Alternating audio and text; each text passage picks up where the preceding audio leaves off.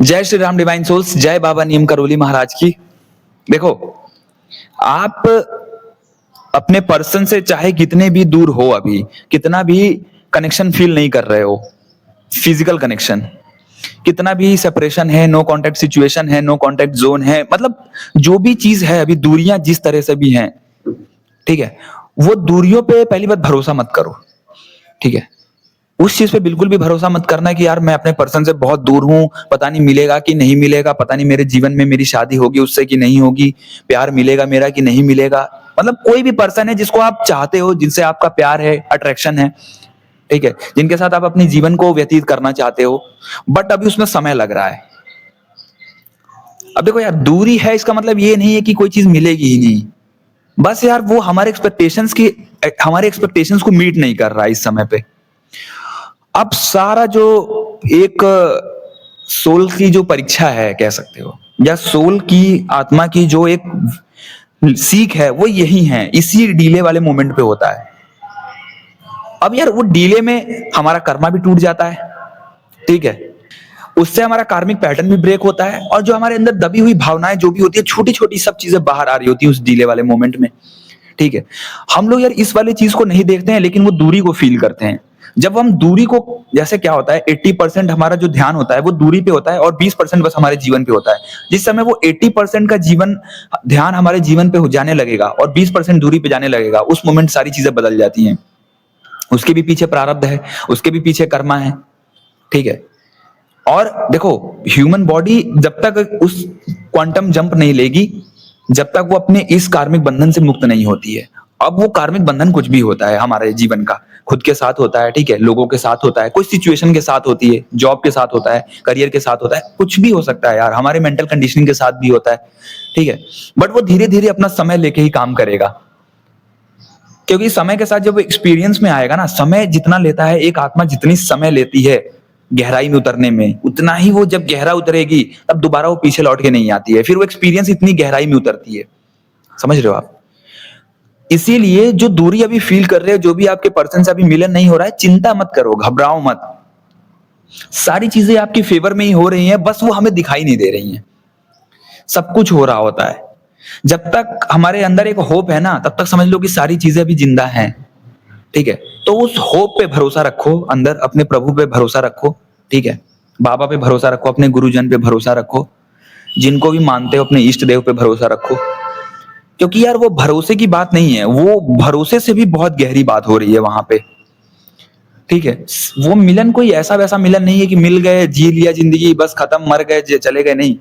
वो मिलन ही बहुत चमत्कारिक मिलन है, ठीक है। वो मिलन यार सिर्फ आपको जीने के लिए नहीं प्रेरणा देगा, वो जिंदगी को एक बेहतर नजरिया देगा, वो जिंदगी को उस लेवल पे ले जाएगा जहां पे शायद आपने नहीं सोचा हो।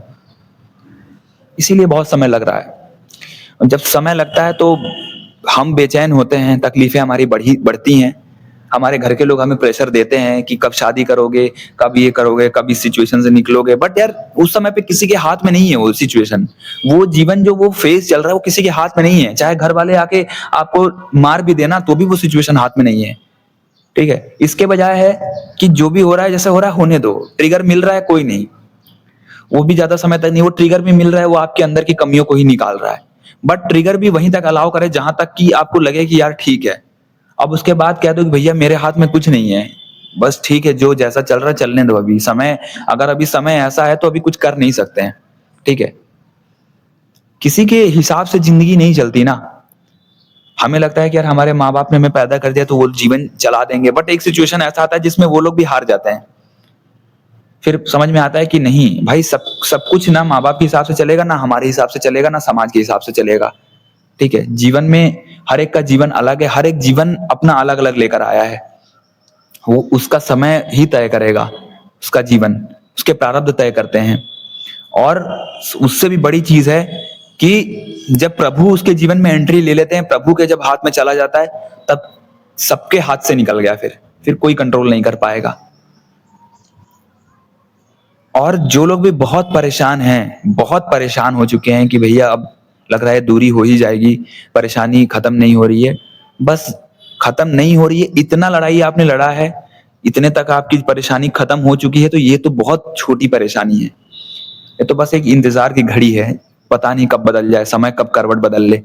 ठीक है, तो अभी जो अंदर फील हो रहा है, इमोशंस में जो दबाव हमारे अंदर बहुत ज्यादा हो रहा है, जो चीजों को हम फील कर रहे हैं, उसके बावजूद भी इतने शांत भी हैं, तो वो आपकी आत्मा ने जो सीखा है ना, वो उससे बैलेंस कर रही है, खुद से ही खुद को बैलेंस कर रही है। आपको कुछ नहीं करने की जरूरत है, आपको कहीं दबाव डालने की जरूरत नहीं है, कहीं किसी को फोर्स करने की जरूरत नहीं है, कहीं किसी के पीछे भागने की जरूरत नहीं है।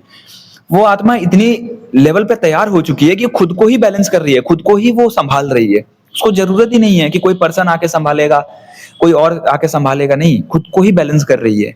यही तो अंदर की पावर है, यही तो प्रभु हमारे अंदर जगाना चाहते थे, यही तो दिखाना चाहते थे कि जो डिले हो रहा है, जो चीजों में देरी लग रही है, वो क्यों लग रही है, यही चीज के लिए कि तुम अब आगे आने के आगे एक बारी जब बढ़ोगे, तब तुम्हारे जीवन में कोई बैलेंस नहीं करने आएगा। खुद पे खुद इतना बैलेंस रहोगे कि इतनी नेगेटिविटी में, इतनी जो प्रतिकूलता में भी अपने आप को खुद संभाल लोगे, खुद के साथ खड़े रहोगे, खुद के साथ विश्वास बना रहेगा, इतनी गहराई में गढ़ जाएगा वो विश्वास।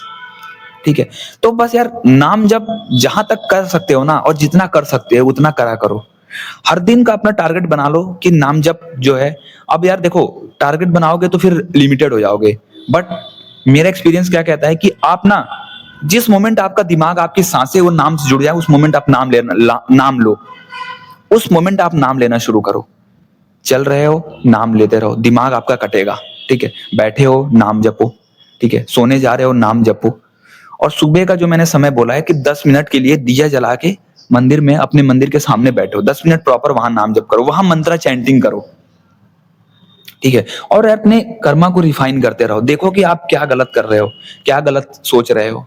ठीक है, हम दिन भर में बहुत सारी चीजें सोचते हैं, कर भी लेते हैं, बट उसको रिफाइन करना बहुत जरूरी है। बहुत सारी हमारी आदतें होती हैं, बहुत बारी हम नेगेटिविटी से निकल नहीं पाते हैं। ठीक है, सारी चीजें होती हैं। तो यार कोशिश करो कि अपने ही ऊपर ध्यान दो, छोटे से छोटे चीजों पे काम करो, क्योंकि ये वाला मोमेंट भी निकल जाएगा। इतना मोमेंट निकल गया, इतना समय निकल गया आपका, ये भी समय निकल जाएगा, पता ही नहीं चलेगा। ठीक है, चाहे आप जिस भी एज में हो, जिस भी एज में हो, आपकी स्थिति बिल्कुल मरने वाली हो गई है, नाम चलता रहे, नाम जब ही हमें बचाएगा। इच्छाएं कितनी भी प्रबल होंगी ना, बट नाम जब चलता रहेगा तो वो इच्छाओं को नीचे ही करेगा, क्योंकि जब नाम चलेगा तो प्रभु की एनर्जी से कनेक्ट होंगे, प्रभु की एनर्जी से कनेक्ट होंगे तो इच्छाएं प्रबल होंगी हमारी, सब चीज अंदर से प्रबल होंगी। लेकिन वो नाम जब हमें इतना जो है विश्वास दिलाएगा कि वो हमें उस तरफ भगाएगा नहीं। सोच में हमारे सब कुछ रहेगा, लेकिन उस तरफ जाने नहीं देगा। प्रभु हमें खींच के रखेंगे, रोक के रखेंगे, ये होता है। ठीक है, तो इसीलिए यार जो भी चीजें हो रही हैं अभी, जैसा हो रहा है होने दो, बहुत घबराना नहीं है। बहुत ज्यादा यार अभी तक इतनी चिंता में थे, हमने क्या ही कर लिया, हमने क्या ही बदल लिया। कोई भी जर्नी हो यार, ट्विन फ्लेम पाथ हो, स्पिरिचुअल पाथ हो, कार्मिक रिलेशनशिप हो, क्या ही हमने बदल लिया। हमारे ही कर्म है, हमारे सामने आते हैं, हम ही रिलीज करते हैं उसको, हमसे रिलीज करवा ही लिया जाएगा, और जो चीजें बेहतर होंगी वो हमारे लिए हो ही जाएंगी। ठीक है, इसीलिए बहुत ज्यादा परेशानी नहीं रखनी है, और बहुत मस्त रहो आप। ठीक है, जितना बेहतर से बेहतर हो सकता है अपने लिए करो, जितना इंटरेस्ट से अपने जुड़ सकते हो, जितना अपने पैशन को फॉलो कर सकते हो उतना फॉलो करो। ठीक है, कुछ भी छोटी छोटी चीजें भी कर सकते हो ना, करना शुरू करो। मुझे पता है कि हिम्मत हमारी चली जाती है, मोटिवेशन खो जाता है, बट यार उसी में मोटिवेशन ढूंढना है हमें।